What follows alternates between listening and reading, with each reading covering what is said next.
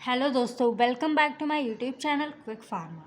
तो फाइनली आज से हम pathophysiology B pharmacy second semester के यूनिट 2 को स्टार्ट करने जा रहे हैं। बाकी इसकी जो हमारी यूनिट 1 है वो पार्ट वाइज ऑलरेडी कंप्लीट हो चुकी है।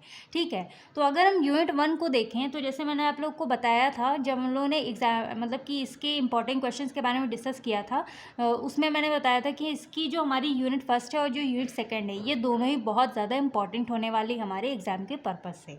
तो अगर हम यूनिट 2 में देखें कि इसमें हमारे कैसे कैसे क्वेश्चंस बन के आ सकते हैं, तो जैसे कि हमारी अगर इसको हम सिलेबस में देखें तो हमारे 3 चैप्टर्स में डिवाइडेड है। एक है कार्डियोवास्कुलर सिस्टम, सेकंड है रिस्पायरेटरी सिस्टम एंड थर्ड है रीनल सिस्टम। ठीक है, तो इसमें हमारी पूरी यूनिट ही हमारी इंपॉर्टेंट होने वाली। इसमें हमारे 3 क्वेश्चन बन के आ जाते हैं, जैसे कि कार्डियोवास्कुलर सिस्टम पे पूरा हमारा कंप्लीट आ सकता है। रिस्पायरेटरी सिस्टम में अस्थमा हमारा बहुत ज़्यादा इंपॉर्टेंट है, ये हमारा लॉन्ग में आ सकता है। और इसमें से जितने भी क्वेश्चन आएंगे वो हमारे लॉन्ग और शॉर्ट दोनों में आ सकते हैं। ठीक है, तो अगर लॉन्ग की टर्म से आप लोग प्रिपरेशन करेंगे तो आप लोग का शॉर्ट ऑलरेडी कंप्लीट हो जाएगा, यानी कि प्रिपेयर हो जाएगा। फिर आ जाता है रीनल सिस्टम पे, इसमें हमारा acute and chronic renal failure के ऊपर आ जाता है। ठीक है, तो इसमें हमारी जो तीनों की तीनों चैप्टर्स हैं, फिर तीनों की तीनों क्वेश्चन हैं, वो बहुत बहुत ज़्यादा इंपॉर्टेंट है हमारे एग्जाम के टर्म से। तो जैसे कि आप लोग देख ही रहे हैं सिलेबस में ये कितना ज़्यादा लेंदी है हमारी यूनिट 2, तो इसको हम पार्ट वाइज ही कवर करेंगे। अगर पार्ट वाइज कवर करेंगे तभी आप लोग को समझ में आए, क्योंकि अगर वीडियो बहुत बहुत ज़्यादा लेंदी हो जाएगी, क्योंकि इसमें हमारे कुछ टॉपिक्स हैं वो बहुत ज़्यादा लेंदी है। जैसे कि हमारा हाइपरटेंशन हो गया, अस्थमा वाला हो गया, मतलब इसमें कुछ टॉपिक्स क्या बहुत सारी जितने भी टॉपिक्स हैं वो उनको अगर हम डिटेल्स में डिस्कस करेंगे तो थोड़ा सा लेंदी हो जाएंगे, तो इनको हम पार्ट वाइज ही कवर करेंगे। ठीक है, तो आज की वीडियो में अगर हम बात करें कि आज की वीडियो में हम कौन से टॉपिक को डिस्कस करने वाले हैं, तो हम यहाँ पे कार्डियोवास्कुलर सिस्टम के बारे में पूरा कंप्लीट पढ़ेंगे, यानी कि इसका इंट्रोडक्शन वगैरह। बाकी हम हाइपरटेंशन को यहाँ पे कवर करेंगे। इस टॉपिक को आज की वीडियो में हम कंप्लीट डिस्कस करेंगे। तो कार्डियोवास्कुलर सिस्टम में जो पहली डिजीज़ है हाइपरटेंशन, इसके बारे में हम आज की वीडियो में डिस्कस करेंगे। बाकी की जो हमारे टॉपिक्स होंगे, यानी कि इसके अंदर जो बाकी की डिजीज़ होंगी उनको हम पार्ट वाइज कवर करते चलेंगे। ठीक है, क्योंकि ये वाला टॉपिक थोड़ा लेंदी है, तो इसको हम आज की वीडियो में कंप्लीट पढ़ेंगे। तो सबसे पहले तो यहाँ पे हम कार्डियोवास्कुलर सिस्टम का थोड़ा सा इंट्रोडक्शन जानेंगे। तो चलिए वहीं से हम लोग स्टार्ट करते हैं वीडियो को। तो इसमें अगर इंपॉर्टेंट क्वेश्चन के बारे में देखें तो सबसे पहले देख सकते हैं कि ये वाला हमारा आया है, define hypertension, write its pathogenesis and explain role of RAS in hypertension. ठीक है, तो इस पूरे क्वेश्चन को यानी कि इस पूरे टॉपिक को आज हम इसी वीडियो में कवर करेंगे, तब आप लोग को एक आइडिया लग जाएगा कि इस टॉपिक में हम लोग को क्या क्या पढ़ना है। आप लोग को इसमें बेसिकली पूरा कंप्लीट ही पढ़ना होगा, क्योंकि हमारा ये 10 मार्क्स में पूछा जाता है। ठीक है, तो जब यहाँ पे हम सबसे पहले कार्डियोवास्कुलर सिस्टम के इंट्रो के बारे में जानेंगे, तो आप लोग को थोड़ा सा मतलब कि थोड़ा सा आप लोग को प्रीवियस सेमेस्टर में जाना पड़ेगा। यानी कि आप लोग देख सकते हैं कि जो हम लोगों ने प्रीवियस सेमेस्टर फर्स्ट सेमेस्टर में जो जो चीज़ें हमने पढ़ी थी वो सारी चीज़ें हमारी इसमें भी हैं। यानी कि जो हमारी फर्स्ट ईयर की एचएपी है, human anatomy and physiology, and second की जो हमारी पैथोफिजियोलॉजी है। ठीक है, तो ये सारा कुछ हमारा कनेक्टेड है एक दूसरे से, और उसमें हमारे कुछ टॉपिक्स भी हैं वो हमारे आपस में कनेक्टेड हैं। तो बेसिकली यहाँ पे हम कार्डियोवास्कुलर सिस्टम को समझे तो जो हमारा कार्डियोवास्कुलर वर्ड होता है ये हमारी 2 वर्ड से बना होता है। कार्डियो मतलब होता है हमारा हार्ट, वास्कुलर मतलब होता है ब्लड वेसल्स। ठीक है, तो इन दोनों से मिलके हमारा यहाँ पे कार्डियोवास्कुलर सिस्टम बनता है। और इसमें हमारी क्या कि ब्लड भी एक मेजर रोल होता है, क्योंकि हमारा जो हार्ट है वो क्या पंप करता है, ब्लड पंप करता है। तो इसमें बेसिकली कार्डियोवास्कुलर सिस्टम जो हमारा ह्यूमन कार्डियोवास्कुलर सिस्टम होता है वो हमारा एक टाइप का ऑर्गन है, जो कि हमारे क्या क्या इंक्लूड करता है, हार्ट को इंक्लूड करता है, ब्लड वेसल्स एंड ब्लड, 3 चीज़ों को इंक्लूड करता है। बाकी हमारा जो हार्ट होता है ये हमारा क्या करता है, ये हमारे ब्लड को पंप करता है थ्रू दी ब्लड वेसल्स। हमारी जो हार्ट में जो ब्लड वेसल्स होती हैं उनके थ्रू ब्लड को पंप करता है और हमारी पूरी बॉडी में पहुंचाने का काम करता है, यानी कि सर्कुलेट करने का काम करता है थ्रू द ब्लड वेसल्स। बाकी हार्ट हमारा एक मेजर ऑर्गन होता है हमारी बॉडी का, जैसे कि आप लोग को पता ही है, और इसको हम सर्कुलेटरी सिस्टम के नेम से भी जानते हैं, क्योंकि हमारा ये क्या कर रहा है, ब्लड को सर्कुलेट कर रहा है हमारी बॉडी में। ठीक है, तो इतना आप लोगों को कार्डियोवास्कुलर सिस्टम में हम ज़्यादा डिटेल्स में नहीं जाएंगे, क्योंकि इसको आप लोगों ने प्रीवियस वीडियो लेक्चर्स में एंड प्रीवियस सेमेस्टर में पढ़ रखा है। ठीक है, तो इसको थोड़ा बहुत ऐसे ही हम यहाँ पे जान लेते हैं। तो अब जैसे आप लोगों को पता है कि हमारा जो हार्ट है वो एक्चुअल में रफली कोन शेप का होता है। रफली कोन शेप क्यों होता है? क्योंकि हमारा आप लोग हार्ट में अगर रियल स्ट्रक्चर आप लोग उसका देखेंगे तो उसका थोड़ा सा कोन शेप का जो नीचे का हिस्सा होता है वो थोड़ा कोन शेप का होता है, तो इसीलिए इसको हम रफली कोन शेप बोलते हैं। और ये हमारा एक हॉलो मस्कुलर ऑर्गन होता है, क्योंकि इसमें हमारा ब्लड मतलब एक बार ब्लड भरता है और एक बार निकलता है, ठीक है, which pump blood throughout the whole body through blood vessels. और ये हमारा क्या करता है? ब्लड को पंप करता है हमारी बॉडी में ब्लड वेसल्स के थ्रू। और इसमें हमारी ब्लड वेसल्स होती हैं जो कि हमारी क्या करती हैं? हमारी बॉडी में ब्लड को मतलब पहुंचाने का काम करती हैं। ब्लड वेसल्स के थ्रू ही हमारी पूरी बॉडी में ब्लड जो होता है वो पहुंच पाता है और सर्कुलेट होता है, ठीक है। तो हार्ट और ब्लड वेसल्स के बारे में आई होप आप लोगों को अच्छे से समझ में आ गया होगा। अब इतना तो आप लोग हार्ट का फंक्शन समझ ही गए होंगे कि इसका मेन काम क्या होता है कि ये हमारी पूरी बॉडी में ब्लड को ट्रांसफ़र करता है। जैसे कि आप लोग को पता है कि हमारी बॉडी में ऑक्सीजनेटेड ब्लड आता है और डीऑक्सीजनेटेड ब्लड हमारी बॉडी से जाता है लंग्स में, फिर वही मतलब कि वहाँ पे गैस एक्सचेंज होती है, फिर हमारा ऑक्सीजनेटेड आता है, फिर जो हमारी कार्बन डाइऑक्साइड होती है बॉडी की वो हमारा दोबारा ब्लड के थ्रू हमारे लंग्स में चला जाता है, ठीक है, हार्ट के थ्रू। तो ये सारा मतलब ये सारी प्रोसेस हमारी बॉडी में चलती रहती है जिससे कि हमको ऑक्सीजन गेन होती है। जैसे कि आप लोग को पता है कि ब्लड के थ्रू ही हमको क्या मिल रही है? ऑक्सीजन, न्यूट्रिशन, जो हम लोग खा पी रहे हैं वो सारी चीज़ें हमारे सेल्स तक और टिश्यूज़ तक किसके थ्रू पहुंचती हैं? ब्लड के थ्रू पहुंचती है। तो यहाँ पे जो हमारा हार्ट है वो कार्डियोवास्कुलर सिस्टम है जो कि हमारे ब्लड को भेज रहा है, और ब्लड वेसल्स हमारी क्या कर रही हैं? ब्लड को हमारी पहुँचा रही है हमारी पूरी कंप्लीट बॉडी में। और ये हमारा एक नॉर्मल सा स्ट्रक्चर मैंने यहाँ पे आप लोग को समझाने के लिए बना दिया है, ये हार्ट का स्ट्रक्चर, ठीक है।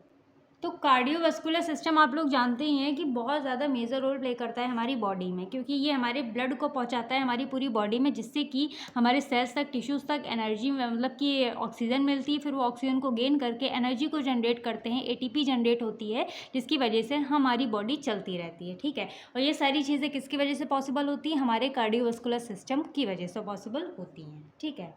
तो ये हमारा हार्ट का डायग्राम हो जाता है, ठीक है। और ये हमारा हो जाता है यहाँ पे ब्लड वेसल, जिसमें हमारा जो ब्लड है वो फ्लो करता है, ठीक है। अब बहुत ज़्यादा डिटेल्स में नहीं जाएंगे। अगर आप लोग को बहुत ज़्यादा डिटेल्स में हार्ट कार्डियोवास्कुलर सिस्टम के बारे में पढ़ना है तो आप लोग फर्स्ट सेमेस्टर में पढ़ सकते हैं, मतलब कि वीडियो ऑलरेडी अपलोडेड है। तो ये हमारा हो जाता है कार्डियोवास्कुलर सिस्टम का थोड़ा सा इंट्रोडक्शन। तो अब हम समझते हैं अपनी पहली डिजीज़ हाइपरटेंशन के बारे में, जो बहुत ज़्यादा इंपॉर्टेंट होने वाले हैं आज की वीडियो में।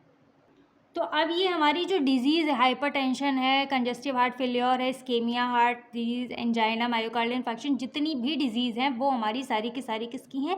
Cardiovascular system. यानी कि अगर हमारे कार्डियोवास्कुलर सिस्टम में, हार्ट में या फिर हमारे ब्लड वेसल्स में कहीं भी प्रॉब्लम आती है, कहीं भी कोई इशू आता है, तो वो हमारी क्या होती हैं? वो हमारी कार्डियोवास्कुलर सिस्टम की डिजीज़ कहलाती हैं, या फिर इनको हम डिसऑर्डर्स भी बोल सकते हैं, ठीक है।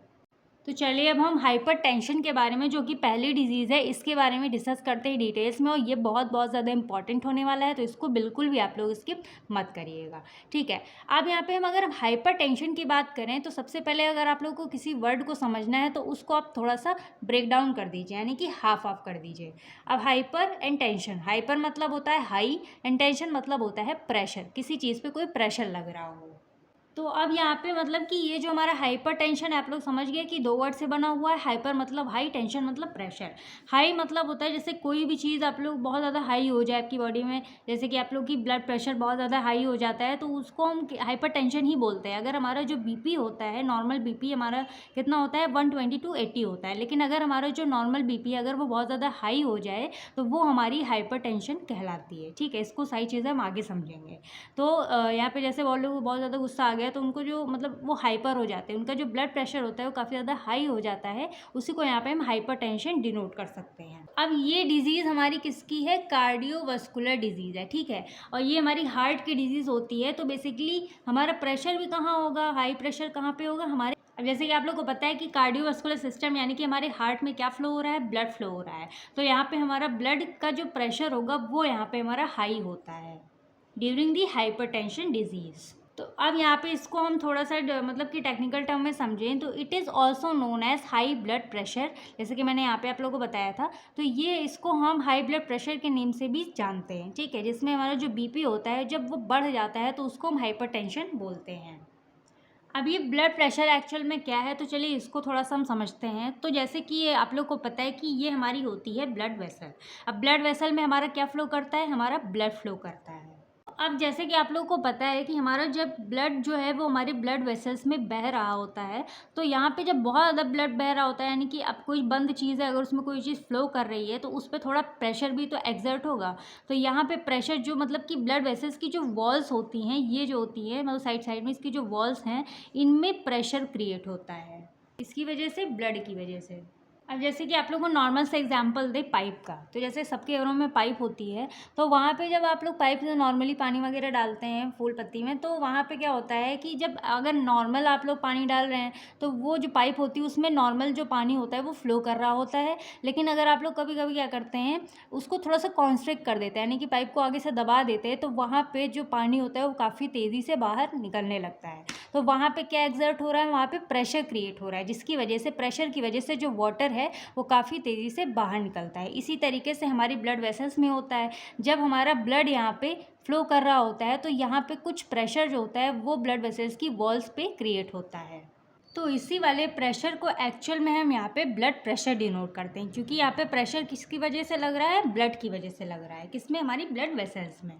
तो ये हमारा हो जाता है ब्लड प्रेशर के बारे में, ठीक है। तो यहाँ पे ये ब्लड प्रेशर को अगर हम देखें तो hypertension is a condition in which pressure exerted by blood on the internal wall lumen of blood vessel is higher than normal. यानी कि हाइपरटेंशन एक हमारी इस टाइप की कंडीशन होती है जिसमें हमारा जो प्रेशर लगता है, प्रेशर एक्सर्ट होता है किसके थ्रू, हमारे ब्लड के थ्रू, किसमें, हमारे ब्लड वेसल्स यानी कि ल्यूमन में, ठीक है। जो ल्यूमन की वॉल होती है उसमें हमारा, उसके थ्रू क्या होता है, यहाँ पे ब्लड प्रेशर एक्सर्ट होता है, ठीक है, हमारी जो नॉर्मल जो हमारी ब्लड वेसल्स होती है उसमें। फिर जो हमारी जो नॉर्मल ब्लड वेसल होती है वो हमारी हायर हो जाती है, यानी कि जो हमारी नॉर्मल ब्लड वेसल है वो हमारी क्या हो जाएगी, हायर हो जाएगी, उसमें प्रेशर एक्सर्ट होने की वजह से, एज़ कम्पेयर टू नॉर्मल। यानी कि जो हमारे ब्लड वेसल्स की इंटरनल वाली वॉल पे जो मतलब ब्लड के थ्रू जो प्रेशर एक्सर्ट हो रहा है, प्रेशर लग रहा है, उसी को यहाँ पे हम ब्लड प्रेशर या फिर हाइपरटेंशन कंडीशन बोल सकते हैं। तो यहाँ पे आप ब्लड प्रेशर तो समझ गए, ठीक है, लेकिन एक्चुअल में यहाँ पे हाइपरटेंशन क्या है, चलिए उसको समझते हैं। अब जैसे कि हम नॉर्मल ब्लड प्रेशर की बात करें तो जैसे अब मैंने आप लोगों को अभी पाइप वाला एग्जांपल दिया था कि आप लोग नॉर्मली पानी डाल रहे हो पौधों में, तो वो नॉर्मल सा पानी मतलब पेड़ों पे पड़ रहा है, ठीक है, वहाँ पे कोई प्रेशर एक्सर्ट नहीं हो रहा है। लेकिन आप कभी भी मतलब पानी की जो पाइप होती है उसको, उसका जो मतलब उसको हम ल्यूमन बोल सकते हैं, उसका जो माउथ होता है, अगर उसको आप थोड़ा सा प्रेस कर दोगे तो जो पानी होगा वो काफ़ी तेज़ी से बहने लगता है, बाहर आने लगता है, ठीक है। तो वहाँ पर क्या एक्सर्ट हो रहा है, प्रेशर एक्सर्ट हो रहा है, जिसकी वजह से पानी का बहाव तेज़ हो जाता है। अब जैसे कि नॉर्मल अगर हम देखें तो ये हमारी जो ब्लड वेसल है, यानी कि इसको हम पाइप बोल सकते हैं, तो पाइप से पानी निकल रहा है तो नॉर्मली यहाँ तक आया अगर नॉर्मल पानी बह रहा है। लेकिन अगर इसका हम जो मुंह दबा देते हैं, ऐसे प्रेस कर देते हैं, तो प्रेशर एक्सर्ट होता है, पाइप की वॉल से प्रेशर एक्सर्ट होगा और जो पानी का बहाव होगा वो काफ़ी तेज़ी से आगे की तरफ बहेगा, यानी कि उसका जो बहाव बहुत तेज़ी से आगे बढ़ेगा, बहुत दूर तक जाएगा। तो वही कंडीशन हमारी ब्लड वेसल्स में आती है, यानी कि जब तक हमारी ब्लड वेसल्स में नॉर्मल ब्लड बह रहा है, नॉर्मल ब्लड बहता है, तब तो कोई दिक्कत नहीं है। लेकिन यहाँ पे ब्लड वेसल्स में अगर ब्लड की वजह से यहाँ पे प्रेशर एक्सर्ट हो रहा है, प्रेशर क्रिएट हो रहा है, तब प्रॉब्लम क्रिएट होती है। तो यहाँ पे जो प्रेशर बढ़ जाएगा ब्लड की वजह से, हमारी ब्लड वेसल्स में जो प्रेशर हाई हो जाता है, उसी को हम यहाँ पे हाइपरटेंशन बोल देते हैं, या फिर इसको हम हाई ब्लड प्रेशर भी बोलते हैं। तो जैसे कि अगर हम यहाँ पे हाइपरटेंशन को समझे तो जैसे कि हमारा जो हार्ट है, यानी कि जो हमारी ब्लड वेसल्स हैं, हमारी हार्ट में जो ब्लड वेसल्स हैं उसमें नॉर्मल ब्लड बह रहा है, तब तो कोई दिक्कत नहीं है, नॉर्मल कंडीशन चल रही है। लेकिन हमारे हार्ट में जो ब्लड वेसल्स हैं, अगर उसमें बहुत ज़्यादा प्रेशर एक्सर्ट हो रहा है ब्लड की वजह से, यहाँ पर हमारा जो ब्लड है वो काफ़ी तेज़ी से बहने लगता है, तब प्रॉब्लम आती है, उसको हम यहाँ पर हाई ब्लड प्रेशर बोलते हैं। अब कोई भी चीज़ हो, अगर मतलब नॉर्मल स्टेज पे चल रही है, अपने कंट्रोल में चल रही है, तब तो कोई दिक्कत नहीं होती। लेकिन अगर वो बहुत ज़्यादा बढ़ जाती है, फिर बहुत ज़्यादा कम हो जाती है, तब प्रॉब्लम आने लगती है। तो यही हमारा हाइपरटेंशन होता है, ठीक है। अब यहाँ पे ये होता क्यों है और इसको तो हम थोड़ा आगे समझेंगे। और इसको जो हमारा यहाँ पे जो हाइपरटेंशन है, जो हाइपरटेंशन कंडीशन है, इसको यहाँ पे हम क्या कर सकते हैं, मेज़र कर सकते हैं, यानी कि इसको हम नाप सकते हैं। एंड नॉर्मल बीपी को भी हम लोग मेज़र कर सकते हैं। जैसे कि नॉर्मल बीपी तो सभी को पता होगी कि हमारा जो नॉर्मल ब्लड प्रेशर होता है वो हमारा 120 to 80 होता है, 120 to 80 mmHg। और जो 120 होता है वो हमारा होता है सिस्टोलिक mmHg, एंड जो 80 होता है वो हमारा होता है डायस्टोलिक mmHg। तो अगर हम थोड़ा सा सिस्टोलिक डायस्टोलिक समझेंगे तब आप लोग को ज़्यादा क्लियर होगा। अब जैसे कि आप लोगों को पता है कि लंग्स के थ्रू हम क्या करते हैं, सांस लेते हैं। जैसे कि एक बार हम सांस लेते हैं, एक बार छोड़ते हैं, ठीक है। जो हमारी ऑक्सीजन है वो हमारी बॉडी में आती है किसके थ्रू, हमारे लंग्स के थ्रू। और जो ये वाला जो ऑक्सीजन वाला ब्लड होता है वो हमारे सबसे पहले कहाँ पे आता है, हमारे हार्ट में आता है। यानी कि जो हमारा ऑक्सीजन वाला ब्लड है वो सबसे पहले हमारे पल्मोनरी वेन्स के थ्रू हमारे लेफ्ट एट्रियम में आता है। तो जैसे कि आप लोग को पता है कि हमारे हार्ट में टोटल 4 चैम्बर्स होते हैं, right atrium, right ventricle, left ventricle, ठीक है। तो जो हमारा ऑक्सीजनेटेड ब्लड है वो लंग्स के थ्रू हमारे लेफ्ट एट्रियम में आएगा, उसके बाद हमारे फर्दरली ट्राइकस्पिड वाल्व के थ्रू हमारे लेफ्ट वेंट्रिकल में पंप हो जाता है। और उसके बाद हमारा जो पूरा का पूरा ऑक्सीजनेटेड ब्लड है वो हमारी पूरी बॉडी में चला जाता है थ्रू दी वॉल्व्स, यानी कि थ्रू दी ब्लड वेसल्स। और ये हमारा किसके थ्रू होता है, हमारे ऑर्टा के थ्रू हमारी पूरी बॉडी में डिस्ट्रीब्यूट हो जाता है। ये सिंपल सा फंडा हो गया।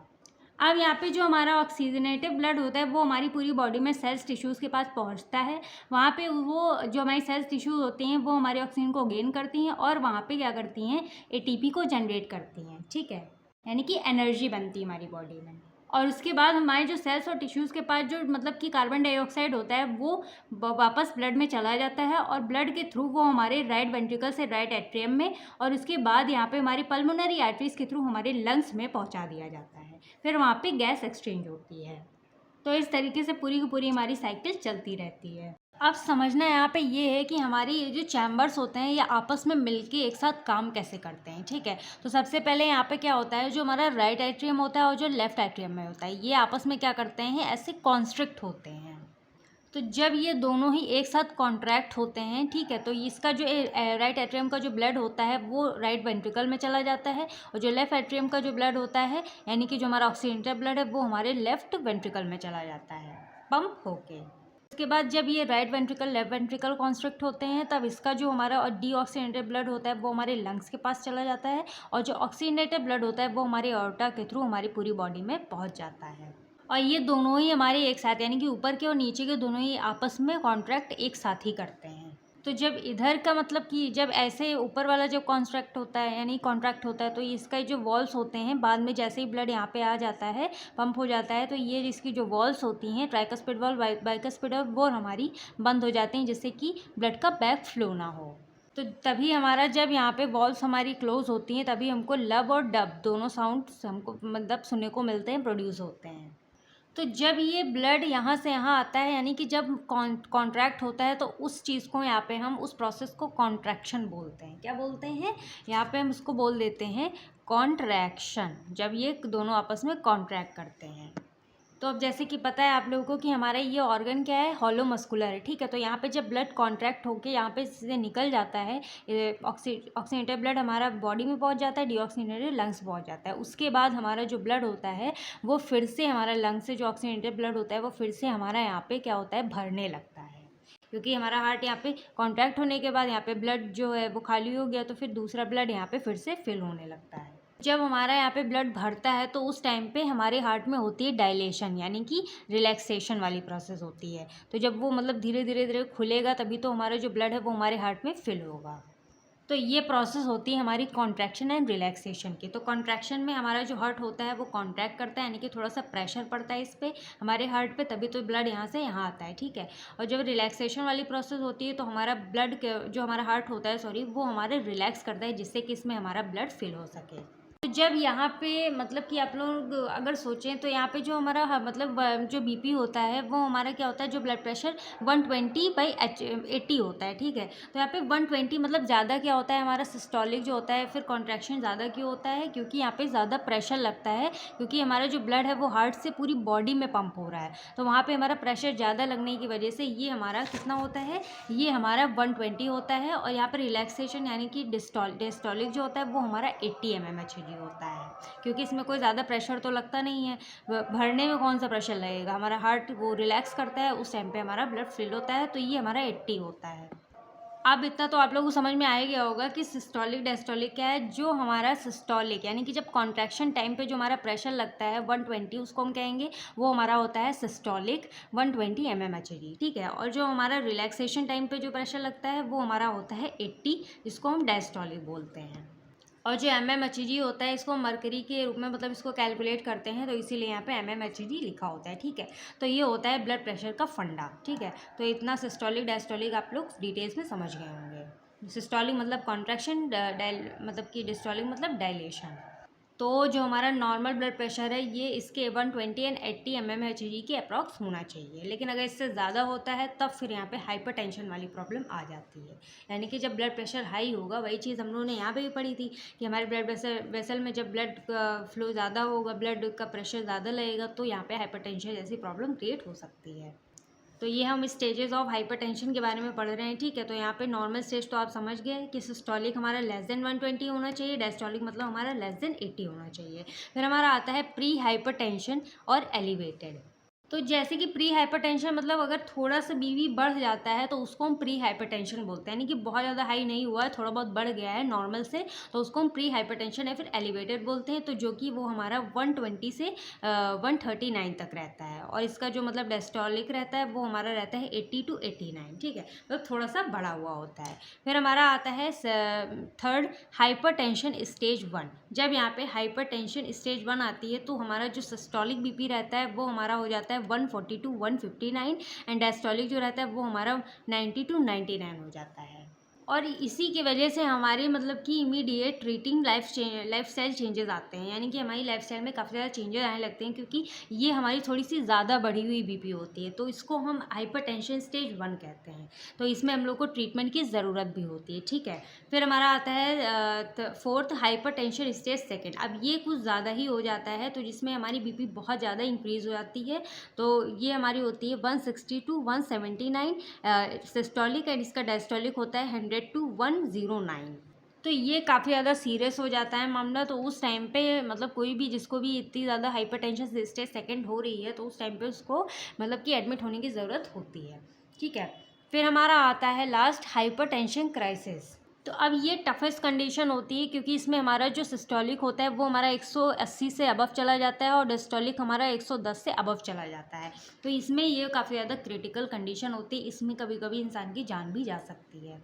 तो अगर ये वाली प्रॉब्लम आ रही है, हाइपरटेंशन क्राइसिस है, तो फिर तुरंत यानी कि इमीडिएटली उसको ट्रीटमेंट मिलना चाहिए, जिससे कि मतलब वो उसका जो बीपी है वो थोड़ा सा कम हो सके, नॉर्मल स्टेज पे आ सके। और ये काफ़ी ज़्यादा सीवियर कंडीशन होती है। बहुत लोग मतलब इस सीवियर कंडीशन में अगर हॉस्पिटल नहीं पहुंच पाते हैं तो इसमें हार्ट स्ट्रोक जैसी प्रॉब्लम भी आ सकती है, यानी कि उनका हार्ट जो है वो स्ट्रोक हो सकता है। तो ये सारी चीज़ें आप समझ ही गए होंगे कि नॉर्मल बीपी हमारा इतना होता है, प्री हाइपरटेंशन में इतनी ज़्यादा कोई प्रॉब्लम नहीं होती है, लेकिन हाइपरटेंशन स्टेज में 1 में ट्रीटमेंट की ज़रूरत होती है। हाइपरटेंशन स्टेज 2 में काफ़ी ज़्यादा सीरियस मामला हो जाता है। हाइपरटेंशन क्राइसिस में बहुत ज़्यादा बीपी बढ़ने की वजह से इंसान की जान भी जा सकती है, तो उसको इमीडिएटली ट्रीटमेंट चाहिए होता है, ठीक है। तो ये सारी चीज़ें आ जाती हैं हाइपरटेंशन क्राइसिस में। अगर मतलब बहुत ज़्यादा सीवियर कंडीशन होती है तो यहाँ पे हार्ट स्ट्रोक हो सकता है, ठीक है। यहाँ पे जो हमारी ब्लड वेसल्स होती है वो हमारी डैमेज हो सकती हैं, और जो हार्ट है वो हमारा फेल हो सकता है, जिससे कि हमारा हार्ट पंप करना एकदम बंद कर देगा और इंसान की डेथ हो सकती है, ठीक है। तो ये stages of hypertension I hope आप लोग को अच्छे से क्लियर हो गया होगा। अब यहाँ पे हम बात करते हैं टाइप्स ऑफ हाइपरटेंशन के बारे में, कि हाइपरटेंशन के कितने टाइप्स होते हैं। तो ये बेसिकली उन कॉजेज़ पे बेस्ड होता है, और ये हमारे 2 टाइप्स के होते हैं, जैसे कि प्राइमरी हाइपरटेंशन है, सेकेंडरी हाइपरटेंशन। तो चलिए इनके बारे में हम जल्दी से डिस्कस कर लेते हैं। तो पहला यहाँ पे आ जाता है हमारा प्राइमरी हाइपरटेंशन। अब जो यहाँ पे प्राइमरी हाइपरटेंशन होता है इसको हम एसेंशियल हाइपरटेंशन के नेम से भी जानते हैं, और ये लगभग मतलब कॉमनली टाइप है हाइपरटेंशन का, जिससे मतलब 90 से 95 इसके केसेस रहते हैं हाइपरटेंशन के, यानी कि 90 to 95% लोगों को ये वाली प्रॉब्लम रहती है प्राइमरी हाइपरटेंशन या फिर एसेंशियल हाइपरटेंशन की। और इसमें मतलब हमको रीज़न नहीं पता होता है, इसमें जो रीज़न होता है या फिर कॉज होता है ये एकदम अनआइडेंटिफाई होता है, क्योंकि इसमें हम आइडेंटिफाई नहीं कर सकते हैं, क्योंकि रीज़न बहुत सारे होते हैं, लेकिन इसमें हम पता नहीं लगा पाते हैं कि कौन सा रीज़न है जिसकी वजह से ये वाली प्राइमरी हाइपरटेंशन वाली प्रॉब्लम कॉज हो रही है, ठीक है। हमारा आ जाता है सेकेंडरी हाइपरटेंशन। तो ये बेसिकली कॉमनली मतलब 5 से 10% ही लोगों को होती है ये वाली प्रॉब्लम, सेकेंडरी हाइपरटेंशन वाली। और ये बेसिकली हमारी नोन रीज़न की वजह से होती है। मतलब इसमें हमको जो ये जो हाइपरटेंशन जब किसी भी इंसान को कॉज करती है, ये लगभग तो वैसे बहुत ही कम कॉज होती है, लेकिन जिनको कॉज करती है तो उसमें हमको रीज़न पता होता है, यानी कि इसको हम आइडेंटिफाई कर सकते हैं कि ये हाइपरटेंशन किस वजह से है, या फिर ये किसी डिजीज़ की वजह से या फिर किसी और प्रॉब्लम की वजह से। ठीक है, तो ये नॉन रीज़न की वजह से होता है, इसको हम आइडेंटिफाई कर सकते हैं। जैसे एग्जाम्पल आ गया renal system, endocrine, tumours, cardiac disorders. तो ये सारी चीज़ें हमारी आ जाती हैं सेकेंडरी हाइपरटेंशन में। तो आई होप आप लोगों को इसके टाइप्स भी क्लियर हो गए होंगे। अब हम बात करते हैं यहाँ पे ईटियोलॉजी ऑफ हाइपरटेंशन। अब जैसे ईटियोलॉजी की बात हो रही है तो यहाँ पे मेनली किसके बारे में बात हो रही है, कॉजेज़ के बारे में, यानी कि जो हाइपरटेंशन कौन कौन से कॉजेज़ हैं उनके बारे में हम ईटियोलॉजी में पढ़ते हैं। अब जैसे कि आप लोगों को मैं पहले बता देती हूँ कि अगर ये 10 नंबर में आता है तो आप लोग को पूरा का पूरा देना पड़ेगा, यानी कि पूरा का पूरा यहाँ पे लिख के आना पड़ेगा। कार्डियोवास्कुलर सिस्टम नहीं, मतलब ये अगर आता है इसका इंट्रोडक्शन तो ठीक है, नहीं आता है तो आप लोग को हाइपरटेंशन के बारे में पूरा कंप्लीट देना पड़ेगा कि हाइपरटेंशन का इंट्रोडक्शन वगैरह और इसके टाइप्स कितने हैं। ठीक है, और ये वाला पूरा, और इसके स्टेजेस कितने हैं, टाइप्स कितने हैं, इसकी ईटियोलॉजी, पैथोजेनेसिस, सारा कुछ आप लोग को 10 मार्क्स में कवर अप करना पड़ेगा। अब ईटियोलॉजी ऑफ हाइपरटेंशन, यानी कि ये जो हाइपरटेंशन है ये कॉज क्यों होता है, इसका रीज़न क्या है, ये किस वजह से होता है। ठीक है, अब इसमें बेसिकली होती है वेजोकॉन्स्ट्रिक्शन। इसमें एक्चुअल में क्या होता है वेजोकॉन्स्ट्रिक्शन में, कि जो हमारी जो ब्लड वेसल्स होती है वो हमारी हो जाती हैं पतली, यानी कि थिन हो जाती हैं, और इसमें हमारा जो ब्लड वॉल्यूम होता है वो हो जाता है इंक्रीज, यानी कि बढ़ जाता है। तो एक्चुअल में इसको अभी आप लोगों नहीं समझ में आएगा, लेकिन सबसे पहले इसकी हम मतलब मैकेनिज्म समझेंगे, तब आप लोग को ईटियोलॉजी अच्छे से क्लियर हो जाएगी। यानी कि सबसे पहले यहाँ पे हम पैथोजेनेसिस ऑफ हाइपरटेंशन के बारे में डिस्कस करेंगे, उसके बाद हम ईटियोलॉजी पे आएंगे, तब आप लोग को अच्छे से एकदम क्लियर हो जाएगा। अब ये पैथोजेनेसिस का एक्चुअल में मतलब क्या होता है, तो पैथोजेनेसिस का मतलब होता है कि जब हम किसी भी चीज़ के मैकेनिज्म के बारे में बात करते हैं, that is known as pathogenesis. तो यहाँ पे हम हाइपरटेंशन की पैथोजेनेसिस के बारे में पढ़ने वाले हैं, तो हम इसका मतलब हाइपरटेंशन की मैकेनिज्म के बारे में स्टडी करेंगे। यानी कि कोई भी बीमारी है तो वो हमारी किस तरीके से डेवलप हो रही है, उसी चीज़ को हम यहाँ पे मैकेनिज्म ऑफ या फिर पैथोजेनेसिस होते हैं। तो अगर इसको थोड़ा सा टेक्निकल टर्म में समझिए तो pathogenesis of hypertension is often multifactorial and complex, it can be describe by following mechanism. अब जैसे कि हाइपरटेंशन को बहुत ज़्यादा मतलब आइडेंटिफाई नहीं कर पाते हैं कि किस वजह से हो रहा है, क्या रीज़न है इन सब चीज़ों का, तो इसको हम यहाँ पे मल्टी फैक्टोरियल या फिर कॉम्प्लेक्स बोल सकते हैं। कॉम्प्लेक्स मतलब इसमें थोड़ी सी कॉम्प्लेक्सिटी होती है और ये बहुत सारी फैक्टर्स पे ही डिपेंड होता है। ठीक है, अब ये बेसिकली हमारे इसके बहुत सारे मैकेनिज्म होते हैं।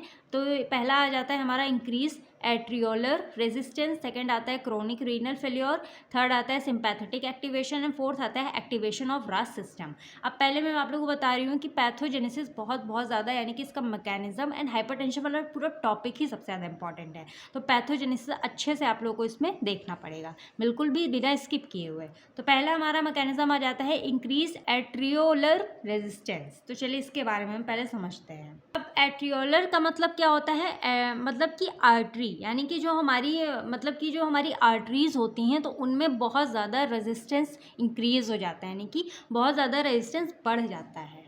रेजिस्टेंस का मतलब होता है किसी चीज़ को रेजिस्ट करना, यानी किसी चीज़ को रोकना। यानी कि इसमें जो हमारी मतलब एट्रियोलर रेजिस्टेंस में क्या होता है कि यहाँ पे हमारा जो ब्लड होता है ये हमारा रेजिस्ट हो जाता है, यानी कि थोड़ा थोड़ा रुकने लगता है हमारी आर्टरीज़ में। अभी एक्चुअल में होता कैसे है, तो an increase in arteriolar resistance can lead to hypertension by raising blood pressure within arteries. यानी कि जब हमारी मतलब कि जो आर्टरीज होती हैं, जब उनमें ब्लड प्रेशर बढ़ता है, जैसे कि आप लोगों को मैंने यहाँ पे बताया था कि जो हमारी यहाँ पे जो ब्लड वेसल्स होगी, जो आर्टरीज होंगी, उनमें जब ब्लड प्रेशर बढ़ जाता है, यहाँ पे बॉल्स पे प्रेशर एक्सर्ट होता है, तो उसकी वजह से यहाँ पे ये वाली प्रॉब्लम हमको देखने को मिलती है।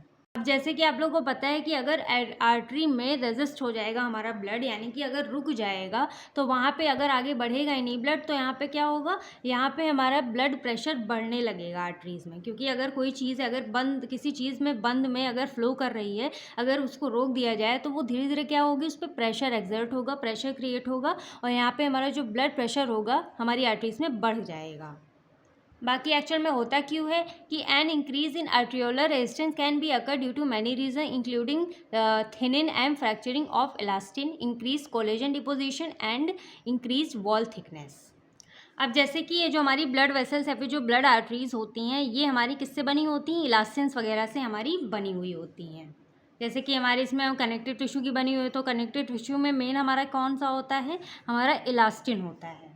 यानी कि अगर वो हमारे फ्रैक्चर हो जाएं इलास्टिन या फिर बहुत ज़्यादा पतले हो जाएं तब ये वाली प्रॉब्लम हमको क्रिएट देखने को मिलती है। या फिर हमारी जो ब्लड आर्टरीज़ होती हैं, जो मतलब जो ब्लड वेसल्स या फिर ब्लड आर्टरीज़ हैं, उनमें हमारा कोलेजन डिपोजिशन हो जाए। तो अब जैसे कि हमारी जो वॉल होती है, हमारे मतलब आर्टरी की वॉल होती है, अगर वहाँ पे कोलेजन बनने लगेगा, डिपॉजिट हो जाएगा, बनने लगेगा, डेवलप हो जाएगा, तो उस वजह से हमारी जो आर्टरीज़ होंगी उनकी जो वॉल होगी, यानी कि जो उनकी वॉल होगी वो हमारी क्या हो जाएगी, थिक हो जाएगी, मोटी हो जाएगी। मान लो ऐसे सिंपली हमारी नॉर्मल ब्लड वेसल है, अगर उसमें कोई चीज़ हम यहाँ पे मतलब जोड़ देते हैं या फिर उसमें कुछ कुछ डेवलप होने लगता है, तो उसमें जगह हमारी क्या हो जाएगी, बढ़ जाएगी। और ये जो हमारी मतलब कि इसकी जो वॉल्स होंगी ब्लड वेसल्स की, वो हमारी हो जाएंगी मोटी, जिसकी वजह से हमारा जो ब्लड का फ्लो होगा वो काफ़ी ज़्यादा रुक जाएगा। अच्छे से अगर फ्लो ही नहीं कर पाएंगा थिकनेस की वजह से, तो फिर हमारा जो ब्लड होगा वो धीरे धीरे फ्लो करेगा, तो उसकी वजह से हमारा जो ब्लड होगा वो हमारे आर्टरीज़ में रेजिस्ट हो जाएगा। तो अब जैसे कि आप लोग को पता है कि कोलेजन हमारा किसका होता है, हमारी कनेक्टिव टिश्यू का ही तो होता है। तो वो हमारे यहाँ पे जब यहाँ पे मतलब इकट्ठा होने लगता है, यहाँ पे एक्यूमुलेट हो जाएगा हमारी ब्लड आर्टरीज़ में, तो हमारे यहाँ पे जो ब्लड होगा, जो हमारी मतलब ब्लड वेसल होगी, वो हमारी नैरो हो जाएगी, पतली हो जाएगी, जिसकी वजह से हमारा जो ब्लड होगा वो अच्छे से फ्लो नहीं कर पाएगा। तो अब यहाँ पे जगह कम होने की वजह से जो प्रेशर होगा वो हमारा बढ़ जाएगा, यानी कि प्रेशर बहुत ज़्यादा क्रिएट होगा हमारी आर्टरीज़ में। तो ये रीज़न होता है यहाँ पे मतलब एट्रियोलर रेजिस्टेंस का, कि यहाँ पे हमारा जो ब्लड होता है वो रेजिस्ट हो जाता है, ठीक है। तो इसकी वजह से हमारा जो ब्लड प्रेशर होता है वो हमारा इंक्रीज़ हो जाता है हमारी आर्टरीज़ में। बाकी इसमें it further increase risk of stroke, coronary artery disease and CHF, यानी कि CHF मतलब कंजेस्टेड हार्ट फेलियर।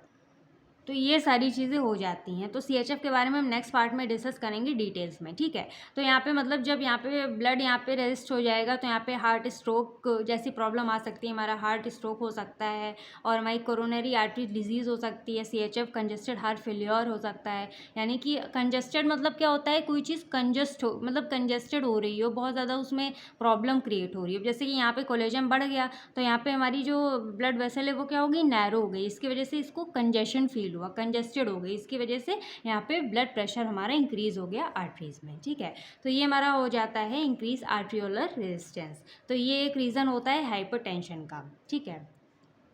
फिर हमारा सेकेंड मैकेनिज्म आता है क्रोनिक रीनल फेलियर। अब जहाँ भी आप लोग को रीनल लिखा हुआ दिखे तो समझ जाइएगा कि यहाँ पे किडनी के बारे में बात हो रही है, ठीक है, क्योंकि रीनल में हमारी क्या आती है, किडनी आती है। तो यहाँ पे हमारी किडनी फेल होने की वजह से या फिर किडनी हमारी फंक्शन ना करे प्रॉपरली, तो उसमें हमारी हार्ट से रिलेटेड कौन सी प्रॉब्लम आती है, चलिए यहाँ पे हम इसको देखते हैं। तो when kidney doesn't function properly then it fails to excrete normal amount of sodium that leads to sodium retention. तो सबसे पहले यहाँ पे हम एग्जाम्पल के टर्म में थोड़ा सा समझते हैं। तो मान लो सबसे पहले किडनी का फंक्शन के बारे में बात करें तो किडनी का फंक्शन क्या होता है कि वो हमारी बॉडी में ब्लड फिल्ट्रेशन का काम करती है, यानी कि हमारे ब्लड को फिल्टर करती है। और ब्लड फिल्ट्रेशन के बाद जो भी हमारे बॉडी में वेस्ट अमाउंट होता है वो हमारी यूरिन के थ्रू हमारी बॉडी से बाहर निकलता है, यानी कि जो excess amount of sodium, potassium, calcium, जो भी मतलब एक्सेस अमाउंट ऑफ जो भी आयंस होते हैं वो हमारी बॉडी से निकाल दिए जाते हैं through the wastage, as a wastage through the urine, ठीक है। यूरिनेशन के थ्रू वो हमारे बॉडी से निकल जाते हैं। तो जैसे कि आप लोग को पता है कि किडनी हमारे ब्लड को फिल्टर कर रही है, ठीक है। तो ये इसका काम क्या है कि ये हमारी बॉडी से वेस्ट को बाहर निकाले थ्रू द यूरिनेशन। तो अब जैसे कि हमारी बॉडी में जितनी सोडियम की ज़रूरत होती है उतना हमको ज़रूरत, ठीक है, लेकिन अगर वो एक्स्ट्रा अमाउंट में हमारी बॉडी में है तो वो हमारी किडनी की यानी कि ब्लड फिल्ट्रेशन के थ्रू वो हमारी बॉडी से निकाल दिया जाता है। लेकिन अगर यहाँ पे हमारी जो किडनी है, किडनी अगर यहाँ पे अगर क्रोनिक रीनल फेलियर हो रहा है तो हमारी किडनी जो है वो अच्छे से फंक्शन नहीं कर पाएगी, जिसकी वजह से ये हमारी फंक्शन प्रॉपरली करने में फेल हो जाती है हमारी किडनी, जिसकी वजह से जो मतलब हमारी जो सोडियम होता है वो एक्स्ट्रा अमाउंट वाला जो सोडियम है या फिर जो सोडियम है वो हमारी बॉडी से नॉर्मली नहीं निकल पाता है, क्योंकि अगर फंक्शन ही नहीं कर पाएगी तो हमारा अच्छे से ब्लड फिल्ट्रेशन नहीं होगा, ब्लड फिल्ट्रेशन नहीं होगा तो हमारा जो वेस्ट होगा बॉडी का वो हमारी बॉडी में रह जाएगा और यूरिन के थ्रू बाहर नहीं निकल पाएगा, ठीक है। तो इसकी वजह से यहाँ पे सोडियम रिटेंशन हो जाती है, हमारी बॉडी में सोडियम बढ़ने लगता है। तो यहाँ पे जब भी किडनी में प्रॉब्लम आती है या फिर जो अच्छे से फंक्शन नहीं परफॉर्म करती है, यहाँ पे अच्छे से ब्लड फिल्ट्रेशन नहीं करती है, तो ये जो सोडियम होता है वो हमारा बॉडी से नहीं निकल पाता है, जो एक्सेस अमाउंट वाला होता है, और यहाँ पे सोडियम रिटेंशन वाली प्रॉब्लम हो जाती है, यानी कि सोडियम हमारा एक्यूमुलेट होने लगता है। रिटेंशन मतलब एक्यूमुलेशन, यानी कि कोई चीज़ हमारी इकट्ठा हो रही है, जमा हो रही है। अब आप लोग को पता है कि हमारा जब Na+ यानी कि जब हमारा सोडियम रिटेंशन बढ़ेगा हमारी बॉडी में, तो यहाँ पे वाटर रिटेंशन भी बढ़ने लगेगा, वाटर भी हमारा इंक्रीज़ हो जाएगा हमारी बॉडी में। और अगर हमारा यहाँ पे वाटर रिटेंशन हो जाता है, हमारा वाटर काफ़ी ज़्यादा एक्यूमुलेट होने लगता है हमारी बॉडी में, हद से ज़्यादा, नॉर्मल स्टेज से ज़्यादा बढ़ जाता है, नॉर्मल अमाउंट से ज़्यादा बढ़ता है, तब वो हमारा क्या करता है, ब्लड वॉल्यूम को बढ़ा देता है, यानी कि ब्लड वॉल्यूम को इंक्रीज़ कर देता है। तो हम लोगों ने यहाँ पे क्या पढ़ा था कि हमारी मतलब जो हमारी आर्टरीज़ होती हैं, या फिर वो हमारी नैरो हो जाती हैं, या फिर हमारी जो ब्लड वेसल्स होती हैं वो हमारी क्या हो जाती हैं, उनका जो ब्लड वॉल्यूम यानी कि जो वॉल्यूम होता है वो हमारा बढ़ जाता है। तो आप लोगों को पता ही है कि जैसे ही हमारी ब्लड वेसल्स में जो हमारा ब्लड का वॉल्यूम बढ़ेगा, तो ये क्या कॉज करेगा, हाइपरटेंशन कॉज करेगा। क्योंकि अगर हमारा ब्लड प्रेशर एक्सर्ट होगा हमारी ब्लड वेसल्स में, तो वहाँ पे क्या होगी, वहाँ पे ज़्यादा मतलब कि जो हमारा ब्लड प्रेशर वो हमारा बढ़ेगा, जिसकी वजह से हमको हाइपरटेंशन जैसी प्रॉब्लम देखने को मिलेगी। तो यही रीज़न होता है कि हमारे जो किडनी होती है, किडनी भी हमारे यहाँ पे हाइपरटेंशन को कॉज कर सकती है। लेकिन यहाँ पे जब क्रोनल रीनल फेलियर होता है, यानी कि जब हमारी किडनी एकदम फंक्शन करना बंद कर देती है, तब ये वाली प्रॉब्लम क्रिएट होती है। एक्यूट भी होती है, क्रॉनिक भी होती है। क्रॉनिक मतलब काफ़ी ज़्यादा सीवियर वाली प्रॉब्लम जो हमारी किडनी में हो जाती है। जब भी अच्छे से ब्लड फिल्ट्रेशन नहीं करते हैं, तो हमारा जो सोडियम होता है वो हमारी बॉडी में बढ़ने लगता है, जिसकी वजह से हमारा वाटर वॉल्यूम भी हमारी बॉडी में बढ़ जाता है, जिसकी वजह से ब्लड प्रेशर या फिर ब्लड वॉल्यूम हमारी बॉडी में इंक्रीज़ होता है, और उसकी वजह से हमको हाइपरटेंशन कॉज होती है। ठीक है, तो ये हमारा सेकंड हो जाता है। आई होप आप लोग को समझ में आ गया होगा कि क्रोनिक रीनल फेलियर की वजह से भी हाइपरटेंशन कॉज होती है। अब हमारा आ जाता है थर्ड, जो कि हमारा है सिंपैथेटिक एक्टिवेशन। अब जैसे कि सिंपैथेटिक नर्वस सिस्टम जो है, ये एक्चुअल में सिंपैथेटिक एक्टिवेशन जो है ये हमारे नर्वस सिस्टम से रिलेटेड होता है। अब जैसे कि आप लोग को पता है, मैं ज़्यादा डिटेल्स में नहीं जाऊँगी। नर्वस सिस्टम में हमारे दो मतलब सिस्टम्स आते हैं, एक होता है सेंट्रल नर्वस सिस्टम, एक होता है हमारा पेरिफेरल नर्वस सिस्टम। और जो हमारा पेरिफेरल नर्वस सिस्टम था वो हमारा sympathetic and parasympathetic nervous system दो में डिवाइड हो रहा था। अब जैसे कि नॉर्मली समझो कि हमारा जो सिंपैथेटिक होता है, सिंपैथेटिक एक्टिवेशन का नाम होता है, यानी कि ये किसी चीज़ को एक्टिवेट कर रहा है, बढ़ा रहा है। तो सिंपैथेटिक का मेन काम होता है कि ये किसी चीज़ को इंक्रीज़ कर देता है, किसी की चीज़ के रिलीज़ को बढ़ा देता है। जैसे कि ये हमारे हार्ट रेट को बढ़ा देता है, ठीक है, और हमारे हार्ट बीट को बढ़ा देता है, जिसकी वजह से अल्टीमेटली जो ब्लड प्रेशर होता है वो हमारा बढ़ जाता है। और ये तब एक्टिवेट होता है जब हम बहुत ज़्यादा स्ट्रेस वगैरह लेने लगते हैं, फिर जो कुछ अदर फैक्टर्स होते हैं उनकी वजह से हमारा जो सिंपैथेटिक नर्वस सिस्टम होता है वो एक्टिवेट हो जाता है। अब जैसे ही यहाँ पे सिंपैथेटिक नर्वस सिस्टम एक्टिवेट होता है, तो यहाँ पे ये रिलीज़ करता है एक हार्मोन को, जो कि हमारा होता है नॉरएपिफ्राइन। तो ये नॉरएपिनेफ्रिन को यहाँ पे रिलीज़ कर देता है। अब यहाँ पे जो नॉरएपिफ्राइन होता है ये क्या लीड करता है, ये कार्डियक आउटपुट को बढ़ा देता है एंड सिस्टमिक वस्कुलर को यहाँ पे रेजिस्ट कर देता है। अब यहाँ पे जो हमारा कार्डियक आउटपुट होता है, जब वो इंक्रीज़ हो जाएगा, तो अल्टीमेटली जो हमारा ब्लड प्रेशर होगा वो हमारा बढ़ जाएगा। एंड सिस्टमिक वस्कुलर रेजिस्टेंस तो हम लोग पढ़ ही चुके हैं कि ब्लड में जो मतलब प्रेशर एक्सर्ट होता है, या फिर जो हमारा ब्लड होता है वो अच्छे से फ्लो नहीं कर पाता है, जो रेजिस्ट हो जाता है, जिसकी वजह से हाइपरटेंशन कॉज होती है। तो यही रीज़न होता है हमारे सिंपैथेटिक नर्वस सिस्टम की वजह से भी, ये जब एक्टिवेट हो जाता है ये अपने हार्मोन को रिलीज़ करता है, जिसकी वजह से ये कॉज करता है मतलब कि कार्डियक आउटपुट को बढ़ा देता है एंड सिस्टमिक वस्कुलर रेजिस्टेंस को बढ़ा देता है, जिसकी वजह से हमको हाइपरटेंशन वाली प्रॉब्लम क्रिएट होती है। ठीक है, तो ये तीसरा रीज़न हो गया। ठीक है, इसकी वजह से हमारा हाइपरटेंशन बढ़ता है। फिर हमारा फोर्थ आ जाता है एक्टिवेशन ऑफ रास सिस्टम। अब ये हमारा सबसे ज़्यादा इम्पॉर्टेंट मैकेनिज्म है हमारे हाइपरटेंशन का, तो इसको आप लोग ध्यान से समझिएगा।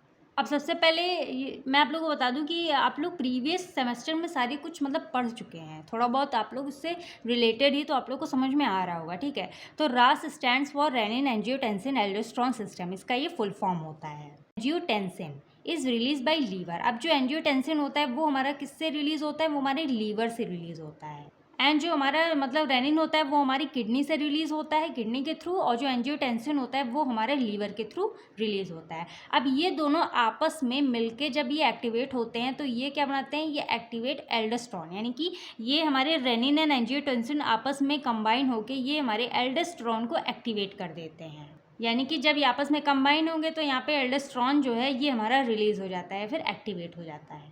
तो इसीलिए यहाँ पे हमारे इन सभी को मिला के यहाँ पे हम रेनिन एंजियोटेंसिन एल्डोस्टेरोन सिस्टम बोल देते हैं। ठीक है, अब चलिए इस फ्लो चार्ट के मदद से हम समझते हैं कि ये क्या क्या प्रॉब्लम कॉज कर सकता है। अब जैसे कि आप लोगों को पता है कि जो हमारा एंजियोटेंसिनोजिन है ये हमारा लीवर से रिलीज़ होता है, और जो हमारा रेनिन है वो हमारे किडनी के थ्रू रिलीज़ होता है। तो अब जब यहाँ पे रेनिन और एंजियोटेंसिनोजिन जब आपस में कंबाइन हो जाते हैं तो यानी कि ये हमारा कन्वर्ट हो जाता है एंजियोटेंसिन फर्स्ट में।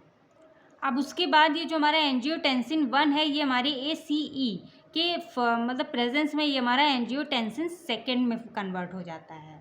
ACE मतलब एंजियोटेंसिन कन्वर्टिंग एंजाइम। तो ये एंजियोटेंसिन कन्वर्ट एंजाइम मतलब कन्वर्टिंग एंजाइम है, ये एंजियोटेंसिन फर्स्ट को एंजियोटेंसिन सेकेंड में कन्वर्ट कर देता है। अब ये जो हमारा एंजियोटेंसिन सेकेंड होता है यही सबसे ज़्यादा हार्मफुल होता है हमारी बॉडी में। अब ये कभी कभी मतलब बेनिफिशियल भी होता है हमारे लिए, लेकिन ये मतलब कंडीशन पर डिपेंड होता है कि ये कब बेनिफिशियल है कब हमारे लिए हार्मफुल है। तो जब हमारे ब्लड मतलब जब हमारी बॉडी में ब्लड प्रेशर बहुत ज़्यादा बढ़ जाता है और उसी टाइम पे हमारा एंजियोटेंसिन सेकेंड रिलीज़ हो जाए तो ये क्या क्या प्रॉब्लम क्रिएट कर सकता है, ये सारी चीज़ें चलिए यहाँ समझते हैं। तो सबसे पहली प्रॉब्लम ये क्रिएट करेगा कि वैसो कॉन्स्ट्रिक्शन कर देगा, जैसे कि हमारी जो ब्लड वेसल्स हैं, जो हमारी ब्लड वेसल्स होंगी उनको ये क्या कर देगा, कॉन्स्ट्रिक्ट कर देगा, पतला कर देगा। और जब आप लोग को पता है कि जब पाइप को अगर हम आगे से दबा देंगे तो उसका पानी का फ्लो बहुत ज़्यादा बढ़ जाता है, उसी तरीके से जब हमारी ब्लड प्रेशर में मतलब ब्लड वेसल्स में जब वैसो कॉन्ट्रिक्शन हो जाती है तो हमारे ब्लड का फ्लो बहुत तेज़ ही बढ़ता है, जिसकी वजह से हमारा ब्लड प्रेशर इंक्रीज़ होता है। और उसके बाद सिंपैथेटिक नर्वस सिस्टम को एक्टिवेट कर देता है। उसके बाद आप लोग को पता है कि सिंपैथेटिक एक्टिवेशन होगा तो हमारा बीपी ब्लड प्रेशर बढ़ जाएगा, जिसकी वजह से हाइपरटेंशन प्रॉब्लम कॉज होगी। फिर ब्लड वॉल्यूम को बढ़ा देगा। तो जब ब्लड वॉल्यूम को बढ़ा देगा तो इसकी वजह से भी हमारा क्या होता है, बीपी ब्लड प्रेशर बढ़ता है। अब उसके बाद ये क्या करता है, एल्डोस्टेरोन हार्मोन को रिलीज़ करता है, और एल्डोस्टेरोन हार्मोन जो होता है ये हमारे एड्रिनल ग्लैंड से रिलीज़ होता है। तो जो एंजियोटेंसिन सेकेंड होता है ये एल्डोस्टेरोन को यहाँ पे एक्टिवेट यानी कि यहाँ पे क्या करता है, स्टिमुलेट कर देता है, बढ़ा देता है। अब ये यहाँ पे एल्डोस्टेरोन भी क्या करता है, बेसिकली ब्लड वॉल्यूम को बढ़ाता है, जिसकी वजह से हमारा जो ब्लड प्रेशर वो बढ़ता है काफ़ी ज़्यादा। तो ये सारी चीज़ों में क्या हो रहा है, एंजियोटेंसिन सेकेंड की वजह से ये सारी चीज़ें कॉज हो रही हैं, जिसकी वजह से हमारा जो ब्लड प्रेशर है बॉडी में वो काफ़ी ज़्यादा इंक्रीज़ हो रहा है। और यही सारी चीज़ें क्या हमारी इन सारी चीज़ों की वजह से हमारा क्या कॉज हो रहा है, हाइपर टेंशन कॉज हो रहा है। ये वजह होती है हमारी हाइपर टेंशन कॉज होने की। ठीक है, तो आई होप आप लोग को एक्टिवेशन ऑफ रास सिस्टम अच्छे से क्लियर हो गया होगा, इसका एक एक स्टेप। ठीक है, तो आई होप आप लोगों को यहाँ पे सारे के सारे चारों के चारों यहाँ पे मैकेनिज्म समझ में आ गए होंगे। ठीक है, अगर इनमें कोई डाउट होता है तो आप लोग कॉमेंट सेक्शन में बेशक पूछ सकते हैं। अब हम बात कर लेते हैं यहाँ पे ईटियोलॉजी ऑफ हाइपर टेंशन के बारे में, यानी कि इसमें हाइपरटेंशन किन किन रीज़नों की वजह से हो सकता है। तो यहाँ पे पहले मैंने बताया आप लोगों को, यहाँ पे वैसो कॉन्ट्रिक्शन हो जाती है, जिसकी वजह से यहाँ पे हमारी जो ब्लड वेसल्स होती है वो कॉन्स्ट्रिक्ट होने की वजह से यहाँ पे जो ब्लड प्रेशर होता है या फिर ब्लड वॉल्यूम होता है वो हमारा बढ़ जाता है। ठीक है, उसके बाद ये हमारी काफ़ी चीज़ें होती हैं जिसमें ये प्रॉब्लम कॉज होती है, जैसे कि रीनल सिस्टम, किडनी इशू की वजह से हम लोग पढ़ ही चुके हैं। एंडोक्राइन सिस्टम में अगर कोई प्रॉब्लम आती है तब हम लोग को हाइपरटेंशन कॉज होता है। कार्डियोवास्कुलर सिस्टम तो आप लोग को पढ़ ही रहे हैं। न्यूरोलॉजिकल कंडीशंस होती हैं कुछ, इसकी वजह से हमको हाइपरटेंशन कॉज हो सकता है। बाकी हमारी कुछ आ जाती हैं इनएक्टिव लाइफ स्टाइल। अब लाइफ स्टाइल में मतलब अगर चेंजेस आते हैं, इनएक्टिव हो जाता है इंसान काफ़ी ज़्यादा मतलब इधर उधर, तो उसकी वजह से भी ब्लड प्रेशर बढ़ जाता है, जिसकी वजह से हाइपरटेंशन कॉज हो सकती है। बहुत ज़्यादा स्ट्रेस लेता है कोई भी इंसान तो उसकी वजह से हाइपरटेंशन कॉज होती है। ओबिसिटी वगैरह होती है उसकी वजह से भी हो सकती है। हाई वॉल्यूम यानी कि हमारी डाइट में अगर सोडियम यानी कि सॉल्ट बहुत ज़्यादा बढ़ जाता है, अगर हम बहुत ज़्यादा नमक खाते हैं उसकी वजह से हमारे जो ब्लड वॉल्यूम होता है काफ़ी ज़्यादा बढ़ता है, जिसकी वजह से ब्लड प्रेशर इंक्रीज़ होता है। इसीलिए बहुत लोगों को कहा जाता है जिसको हाइपरटेंशन वाली प्रॉब्लम होती है कि आप लोग सॉल्ट का कम सेवन करें। ठीक है, बाकी अल्कोहल कंज्यूमर जो होते हैं उनको भी अल्कोहल, स्मोकिंग वगैरह हो गई तो इनकी वजह से भी उनको हाइपरटेंशन ऐसी प्रॉब्लम देखने को मिलती है। बाकी किडनी डिजीज़ हो गई, जैसे कि हमने क्रॉनिक रीनल फेलियर वाला पढ़ा था, उसकी वजह से भी हो सकता है। डायबिटीज़ की वजह से, जिसको डायबिटीज़ मेलिटस होती है उसकी वजह से भी हाइपरटेंशन कॉज होती है। बाकी एज पे डिपेंड करता है कि मतलब जब एज पे भी काफ़ी ज़्यादा ये सारी चीज़ें मैटर करती हैं। धीरे धीरे जिसकी एज बढ़ती है, आजकल तो नॉर्मल हो गया है बीपी, मतलब बहुत मतलब कि 20 to 25 एज में एडल्ट्स के भी बहुत ज़्यादा प्रॉब्लम आने लगी, बीपी की शिकायत होने लगती है कि बीपी बढ़ने लगता है। बाकी धीरे धीरे जिनकी ज़्यादा एज होती है उनमें बीपी की ज़्यादा दिक्कत होती है, यानी कि हाइपरटेंशन वाली प्रॉब्लम ज़्यादा देखने को मिलती है। बाकी फैमिली हिस्ट्री वगैरह एंड सर्टेन मेडिकेशन, अब जैसे कुछ मेडिकेशन की वजह से भी हमको यहाँ पे हाइपरटेंशन जैसी प्रॉब्लम देखने को मिलती है। तो ये हो जाती है ईटियोलॉजी ऑफ हाइपरटेंशन, यानी कि सारे कॉजेज हो जाते हैं हमारे हाइपरटेंशन के। तो आई होप आप लोग को क्लियर हो गया हो। इनमें ज़्यादा कुछ समझाने वाला है ही नहीं, बस सारी चीज़ें लिखी हुई हैं।